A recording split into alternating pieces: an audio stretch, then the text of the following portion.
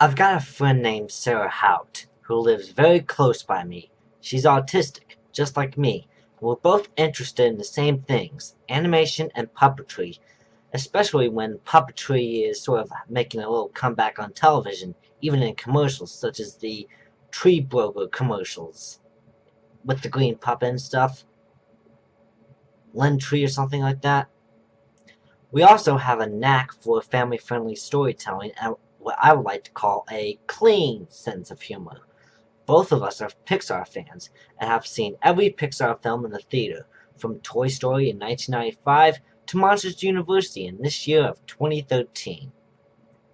So when a film that was related to Pixar, but not made by Pixar, called Planes came out, the both of us went to go see it by ourselves. Sarah's not the type of woman for being a girlfriend, but we both like each other.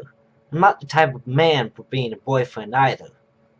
So having a relationship with a significant other is tough for the both of us. So about the movie Planes. What did I think of it? Above the world of Cars, Planes tells the story of a dust cropper named Dusty, voiced by Dane Cook, who dreams of competing in the ultimate plane race, the wings around the globe. The truth is, he is afraid of heights, so he goes to a warplane named Skipper, who never ever flies, but has a lot of know-how, and he helps Dusty to gain his wings for competing in the race so he can achieve his dream, even when the challenges are great. There are both similarities and differences to Cars in this spin-off from Disney Toon Studio, who has the rights because Disney owns Pixar, except Pixar always takes time on their movies, and releases one every summer, not 3 or 4 animated films every year. The similarities include how the sub-villain, Lip-Slinger, is this movie's Chick Hicks from Cars. You know, attempting to cheat and be violent to the other racers, stuff like that. Skipper, the warplane, is this movie's Doc Hudson, having a troubled past, being the old age mentor, things like that. Dusty is this movie's Lightning McQueen, sort of an underdog and stuff. Now let's talk about the differences between Cars and Planes, which in some ways makes Planes a movie that's not as good as Cars.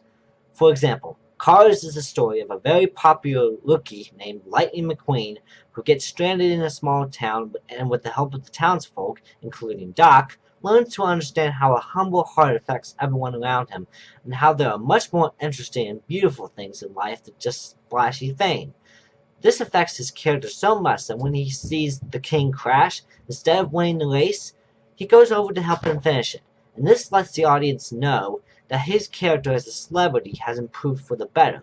In this film, it's basically an underdog playing from a small town making his way to the top of the race ranks and then winning it.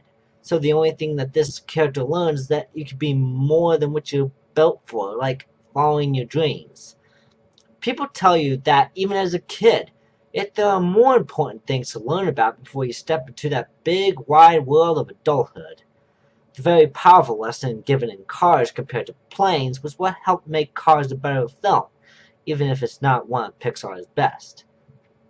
Doc Hudson's reasons for not racing made sense because he gave his effort and then wrecked, yet everyone told him that he wasn't good anymore because they were egotistical and only wanted the best and most popular or something like that, which helped fit the theme of the movie.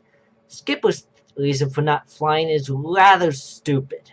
He was the commander of a flying squad and just gave in to a temptation from one of the crew to check out an enemy ship and fell into the trap of enemy fire and his crew got destroyed. If you're in command of something, you really would ignore some of the peer pressure and continue to do what you directly planned out to do, not screw up like that. I mean, seriously, this kind of recycling the plot yet somehow making things dumber happened before.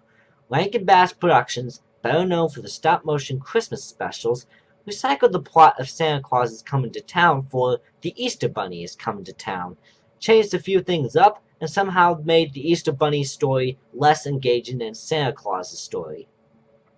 It's like history is repeating itself on Pixar. You make several classics, then you start recycling, and your work sort of declines in a way. Who knows? Maybe in 30 years we might look back and watch some of these later Pixar films and think they're not so bad, yet they still can't top the classics. And trust me, I have seen all the classics. I'm Jordan White, and thanks for watching.